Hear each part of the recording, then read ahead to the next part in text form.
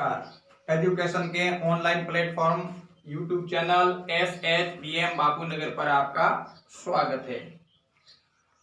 सिद्ध कीजिए कि त्रिभुज की एक भुजा को बढ़ाने पर बनने वाले बहिष कोण का समद्विभाजक कोण की समूह भुजा का बाह्य विभाजन त्रिभुज की शेष दोनों भुजाओं के अनुपात में करता है। तो देखिए दिया क्या है, त्रिभुज ABC में कोण जो आपका है EAC, ये पूरा कोण EAC कैसा कोण है, बहिष कोण,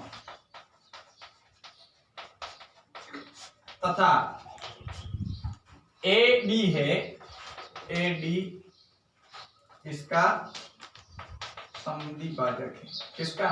कोण EAC का समद्विभाजक है। अर्थात जो कोण मैं इसको 1 और इसको 2 दे दूं तो कोण 1 बराबर क्या दे रखा है, 2। ठीक है। अब देखिए यहां से सिद्ध क्या करना है, सिद्ध क्या करना है, देखिए समूह भुजा का बाह्य विभाजन त्रिभुज की शेष दोनों भुजाओं के अनुपात में करता है। बाह्य विभाजन का मतलब होगा यहां से हो जाएगा आपका BC, यह तो हो गया BC, और इसका बाह्य विभाजन क्या हो गया, BD। तो BC बटा BD जो है शेष दो भुजाएं कौन सी हुई, AB और AC। तो क्या हो जाएगा, देखिए शेष दो भुजाओं में होगा और वो भी कैसा, बाह्य विभाजन होगा। तो हो जाएगा आपका BD बटा देखिए BD बटा CD होगा। बाह्य विभाजन का पहले क्या कहा, देखिए त्रिभुज की शेष, यहां से देखिए बहिष कोण का समद्विभाजक समूह भुजा का बाह्य विभाजन, बाह्य विभाजन क्या हुआ, बाह्य विभाजन हुआ D, अर्थात BD बटा CD, BD बटा CD, और शेष दो भुजाएं कौन सी, AB और AC। तो AB और AC के अनुपात में होगा AB बटा AC। ये हमें सिद्ध करना है। ठीक है, रचना करनी पड़ेगी। अब देखिए जब भी अनुपात लाना है तो हमारे पास में क्या होना चाहिए, थेल्स प्रमेय लागू होना चाहिए। और थेल्स प्रमेय कब लागू होता है, जब दो रेखाएं समांतर हो। यहाँ तो कोई समांतर है नहीं, इसलिए हम क्या करेंगे, AD के समांतर C से एक रेखा खींचेंगे। ये खींच ली, ABCDE दे रखा था, मैं इसको F दे देता हूँ। तो रचना में क्या किया आपने, AD समांतर FC खींची। ठीक है, अब देखिए उत्पत्ति। अब यहां से देखिए जब ये रेखा इसके समांतर है, कौन, AD समांतर है FC, तब आपको पता होना चाहिए कि ये कोण 3 और 4 दे देता हूं मैं। 3 और 2 का संबंध क्या होगा, तो 3 और 2 देख लीजिए, यहां से ये दे देता हूं 3 और 2 का क्या संबंध होगा, 2 इस समांतर रेखा के साथ बन रहा है, 3 इसके, ये बाहर है ये अंदर है। ये ऐसे कोणों को कहते हैं संगत कोण। क्या कहते हैं, संगत कोण। तो 2 और 3 का संबंध हो जाएगा संगत, अर्थात 2 और 3 बराबर हो जाएंगे। क्यों, कोण 2 बराबर कोण 3, और कारण हो गया संगत कोण। कैसे कोण, संगत कोण। संगत कोण के बारे में आपने पढ़ा होगा, जब दो रेखाएं समांतर हो उसको तिर्यक रेखा काटती है तो एक समांतर रेखा के अंदर बनेगा तो दूसरी के बाहर बनेगा, लेकिन तिर्यक रेखा के एक ही ओर बनेगी। ऐसे दो संगत कोण कहलाते हैं। संगत कोण हमेशा बराबर होते हैं। तो ये दो रेखाएं समांतर है, ये अंदर बन रहा है इस समांतर रेखा के साथ, ये बाहर बन रहा है, ये तिर्यक रेखा है, तो इसके दोनों एक ही तरफ बन रहे हैं, इसलिए संगत कोण हो गए। संगत कोण हमेशा बराबर होते हैं। तो ये हो गया 2 और 3 बराबर। अब 1 और 4 की बात करें तो ये और ये समांतर है, इसको ये तिर्यक रेखा काट रही है, तो ये कोण है, ये एकांतर कोण। तो एकांतर कोण भी क्या होते हैं, बराबर, तथा कोण 1 बराबर 4, और कारण हो गया एकांतर कोण। कैसे कोण, एकांतर। ठीक है, समझ में आ रहा होगा। अब देखिए दोनों को यदि देखें, इसको मैं समीकरण 1 डाल देता हूं और इसको समीकरण 2 डाल देता हूं, तो समीकरण 1 व 2 से क्या हो जाएगा, 3 और 4 भी बराबर हो जाएंगे।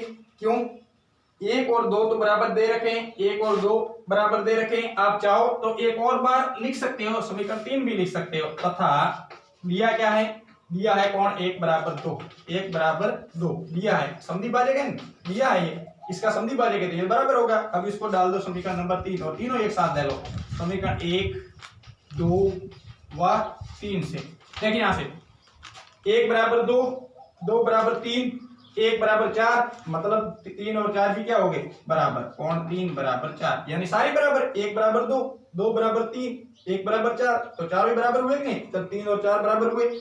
अब देखिए जब 3 और 4 बराबर हो गए तो त्रिभुज की बात करें हम AFC की, त्रिभुज AFC में देखिए कोण 3 बराबर क्या है 4, इसको मैं डाल देता हूं समीकरण नंबर 4। ठीक है, 3 और 4 बराबर क्यों है समीकरण 4 से, किससे समीकरण 4 से।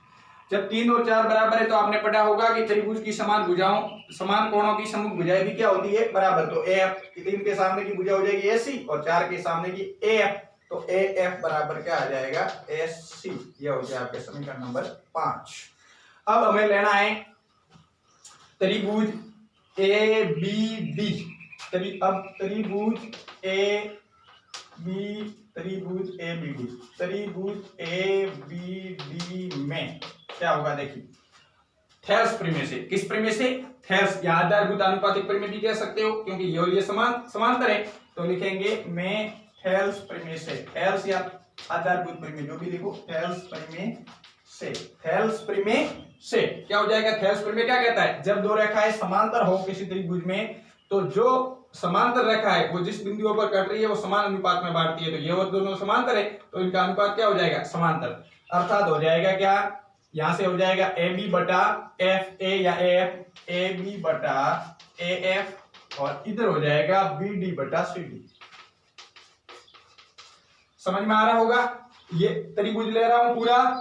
ठीक है, ये रेखा इसके समांतर है, तब हम थेल्स प्रमेय का प्रयोग करेंगे। थेल्स प्रमेय के अनुसार क्या होगा, अनुपात समान होगा तो ये बटा ये लिखो, ये बटा ये लिखो तो भी ठीक है, +1 करके फिर लिखोगे तो AB आ जाएगा क्योंकि हमें पूरी भुजा लानी है। और पूरी भुजा लिख कर लिखो तो भी लिख सकते हो, तो पूरी भुजा होगी AB, इसका अनुपात बटे में इसका अनुपात आ गया, ये पूरी होगी BD और बटे में इसका अनुपात आ गया। ये थेल्स प्रमेय से हुआ है। अब देखिए AB बटा AF की जगह मैं समीकरण 5 से क्या लिख सकता हूं AC, तो ये हो गया AB बटा AC और बराबर में आ गया BD बटा CD। कहां से आया समीकरण 5 से, समीकरण 5 से क्या आया AC। तो AB बटा AC बराबर BD बटा CD। देख लो AB बटा AC बराबर BD बटा CD, क्या सिद्ध करना था, यही सिद्ध करना था, तो ये हो गया आपका सिद्ध। ठीक है, एक बार वापस समझा देता हूं पुनः। ये त्रिभुज दे रखा था ABC, इसका बहिष कोण दे रखा था EAC, बहिष कोण का समद्विभाजक दे रखा था। समद्विभाजक का मतलब होता है समान दो कोणों में बांटने वाली रेखा थी AD, और AD जो है वो BC को आगे बढ़ाने पर बाय विभाजित कर रही थी। बाय विभाजित यानी बार विभाजन हो रहा था, तो बार कहां पर हो रहा था, D पर विभाजन हो रहा था। इसने कहा जो बाय विभाजन है वो शेष दो भुजाओं के अनुपात में है, तो बाय विभाजन BD था, BD बटा हो गया आपके CD और शेष भुजा होगी AB बटा AC। ये सिद्ध करना था। रचना से हम आप जानते हैं कि जब भी अनुपात लाना हो भुजाओं का तो थेल्स प्रमेय लागू होगा। थेल्स प्रमेय तभी लागू होगा जब उसके अंदर दो भुजाएं समांतर हो। तो इसके समांतर हमने ये रचना से खींच ली सी है। जैसे ये दोनों समांतर हो गई तो थेल्स विलोम प्रमेय से हमने ये जो BD है इसका अनुपात BD बटा CD। आप सोच रहे हैं कि सर ने BC बटा CD क्यों नहीं लिखा, तो हमें लाना था BD, और आप जानते हैं जब इस दोनों का अनुपात समान होगा तो इसका अनुपात होगा, वही इसका अनुपात होगा। कैसे, आप यदि ये भी लिखते BC बटा BC बटा क्या लिखते, देखिए ये भी मैं बता देता हूं आपको कि आपको कंफ्यूजन हो तो इसको दूर कर देता हूं। देखिए यहां से कि थेल्स के अंतर्गत तो क्या होता है, आप जानते हैं कि थेल्स के अंतर्गत तो आपने ये पढ़ा होगा BC बटा CD और इधर पढ़ा होगा BF बटा AF। ठीक है, ये पढ़ा होगा। और आप सोच रहे हैं कि सर तो कह रहे हैं कि ला रहे सीधा AB और BD, तो देखिए दोनों तरफ आपको इस स्थिति में पहुंचना है। डायरेक्ट आप लिखो तो भी सही है, यदि नहीं हम तो इस तरीके से लिखेंगे, तो पहले CD लिख दो और फिर +1 जोड़ दो दोनों पक्षों में। क्या करना है, दोनों पक्षों में 1 जोड़ना है प्लस। जैसे 1 जोड़ोगे तो आपका LCM यानी लसअप आ जाएगा CD आएगा, CD से CD कट जाएगा, ऊपर रह जाएगा BC और 1 का भाग CD में CD बार, CD और 1 से गुणा करेंगे तो क्या आ जाएगा CD। इसी प्रकार इधर आपका LCM आ जाएगा AF और AF से AF कट जाएगा, ऊपर BF और 1 का भाग AF में F पर, AF और 1 से गुणा किया था F। अब देखिए BC प्लस CD यानी पूरा क्या हुआ BD हुआ कि नहीं, BC प्लस CD क्या हो गया पूरा आपका BD और बटे में तो CD है। BF प्लस AF यानी पूरा क्या हो गया AB बटा AF। देख सकते हो आप क्या चीज थी, यही थी। देख लो यहाँ से, ये मैंने सीधा लिखा था, आप सीधा भी लिख सकते हो और चाहो कि इस तरीके से लिखकर फिर +1 जोड़ के इस तक पहुंचो तो भी लिख सकते हो। इस तरीके से इस प्रश्न को हल करना रहेगा। ठीक है, अगला प्रश्न है चतुर्भुज एबीसीडी की भुजाएं AB BC CD तथा DA पर बिंदु दिए हुए हैं PQRMS ए व C को मिलाने पर बिंदु समत्रिभाजित करते हैं। तो सिद्ध कीजिए PQRS एक समांतर चतुर्भुज है AC को मिलाने पर। ये हो गया आपका PQRS। ये अंदर जो चतुर्भुज दे रखा है ये समांतर है कि नहीं, ये बात हमें सिद्ध करनी है। तो देखो दे क्या रखा है, चतुर्भुज ABCD पर स्थित बिंदु क्रमश PQR तथा S को S जो है उसमें A व C को S है तथा A व C को मिलाने वाली रेखा इन बिंदुओं को समत्रिभाजित करती है। समत्रिभाजित करती अर्थात समत्रिभाजित करती है, इसका मतलब हुआ कि तीन समान भाग, लेकिन यहाँ पर तीन समान भाग तो दे नहीं रखे, तीन भाग तो नहीं दे रखे, या तो दो दो भाग ही हैं। तो आप कैसे समझेंगे कि ये समत्रिभाजित हो रही है? तो ऐसा समझना है कि एक भाग दूसरे का आधा है या एक बड़ा भाग दूसरे का दुगुना है। कैसे? यदि ये एक है तो ये दो होगा, तभी तो तीन बराबर भाग होंगे, क्योंकि ये अकेला एक होगा तब ये दो के बराबर होगा, तो ही तीन बराबर समत्रिभाजित होगा। तो हम यदि इसको एक लें तो ये होगा दो। अब आप इस तरीके से लेना है कि ये त्रिभुज में थेरस विलोम परिमेय से ये समांतर हो जाए, और ये समांतर थेरस विलोम परिमेय तभी लगेगा जब इनका अनुपात समान हो। तो यदि ये दुगुना है इसका तो ये दुगुना होगा इसका, यानी ये एक लेंगे तो ये दो, ये दो लेंगे ये एक। ध्यान रखना, पहले एक और दो लिया तो अब एक और दो क्यों नहीं लिया? तो ध्यान देना, जब ये बटा ये और ये बटा ये लिखेंगे तो अनुपात इसका समान होना चाहिए, इसका, तो ये दो होगा तभी होगा। और इस तरीके से देखें इसको, तो इस त्रिभुज को हम लेंगे तो ये एक होगा तो ये दो होगा, ये एक होगा तो ये दो होगा। दो जो है वो एक हिस्से का दुगुना है। तो देखिए यहां से क्या दे रखा है, जो आपका PB है, PB वो दुगुना है किसका? AP का, तो ये हो गया AP। ठीक है। दूसरा जो आपका BQ है वो दुगुना है किसका? CQ का। इसी प्रकार जो आपका RC है, RC वो दुगुना है किसका? RD का। तथा इसी प्रकार क्या हो गया, जो आपका AS है वो दुगुना हो गया, AS किसका दुगुना हो गया? DS का, तो 2DS। ठीक है, ये दे रखा है। ये वैसे आप उत्पत्ति में भी इतनी सारी बातें नहीं लिखो या दिए हुए में, तो उत्पत्ति में भी लिख सकते हो। ठीक है, सिद्ध क्या करना है? सिद्ध करना है कि PQRS जो चतुर्भुज बना है ये कैसा चतुर्भुज है? समांतर।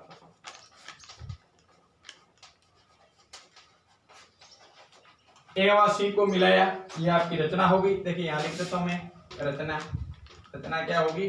A व C को मिलाया, A व C को मिलाया, जब मिलाओगे तभी समत्रिभाजित होगा, मिलाया। ठीक है, ये बात आपको समझ में आ गई होगी।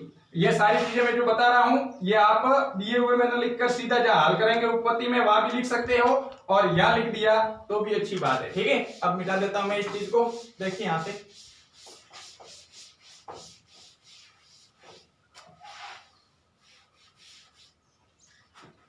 अब देखिए, अब हल करते हैं, सिद्ध करते हैं। देखिए यहां से त्रिभुज लेते हैं ABC,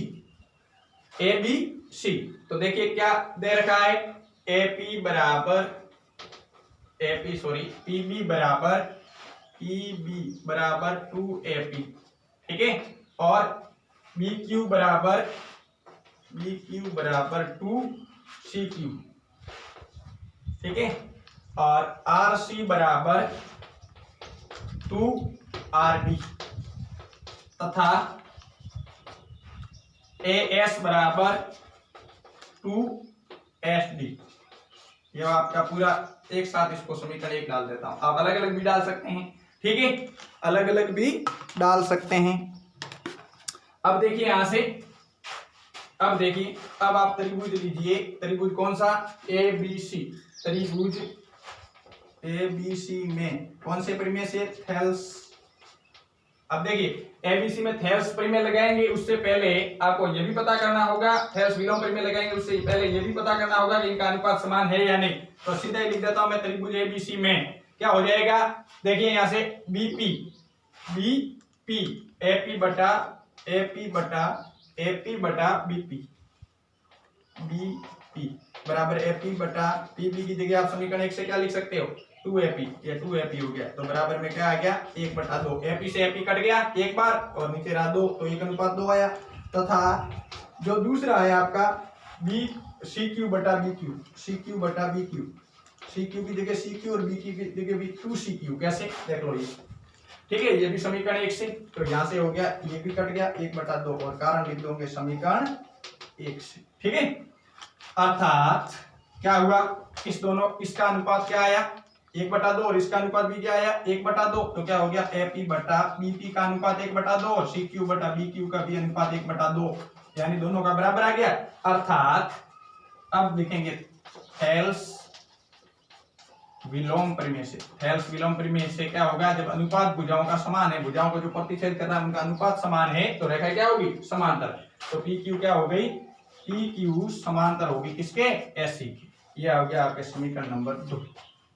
तथा अब लेंगे त्रिभुज ACD।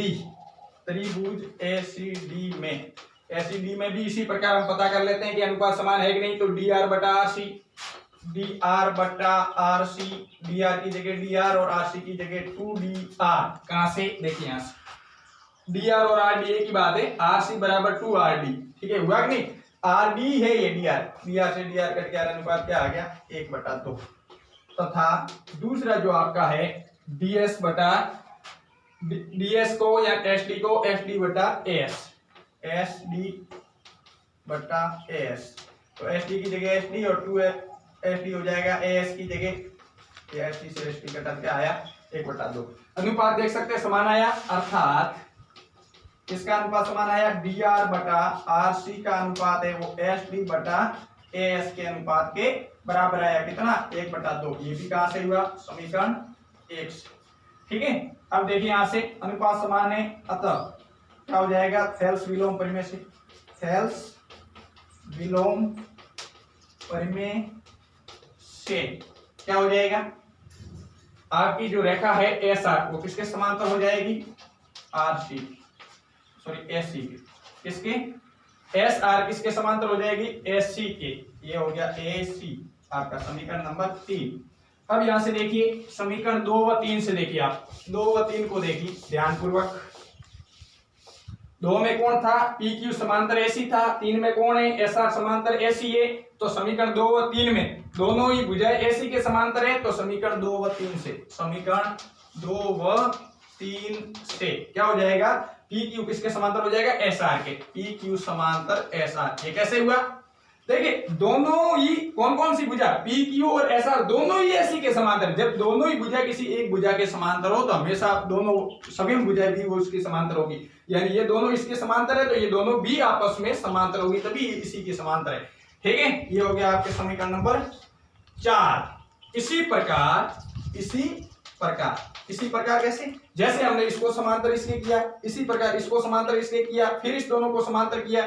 इसी प्रकार यदि मैं यहां से इसको मिला दो BD को, तो ये भी इसके समांतर हो जाएगी और ये भी इसके समांतर हो जाएगी, तो ये दोनों आपस में समांतर होगी कि नहीं? तो जैसा हमने किया उसी तरीके से B और D को मिलाकर इस दोनों को समांतर करना है। इसलिए सीधा ही लिख देता हूं मैं, जब दोनों ही चीजें एक ही तरीके से सिद्ध होती है तो किसी एक चीज को सिद्ध करके दूसरे को लिखते हैं इसी प्रकार। तो ये जैसे सिद्ध दोनों को किया इसी तरीके से इसको मिलाकर BD को इसको सिद्ध करेंगे, तो इसी प्रकार से हो गया SP समांतर RQ, SP समांतर RQ, समीकरण नंबर 5। 4 और 5 को आप ध्यानपूर्वक देखो तो PQ और S की ये क्या है? समुख भुजाएं। तो समीकरण 4 व 5 से क्या हो जाएगा? 4 व 5 से समुख भुजाएं क्या आ गई? PQ और S की क्या आ गई? समुख भुजाएं समांतर आ गई। तो समीकरण 4 व 5 से PQ और S एक क्या हो गया? एक समांतर चतुर्भुज होगा या है, जो भी कह सकते हो आप। ठीक है, तो इस तरीके से इसको सिद्ध करना था। समझ में आ गया?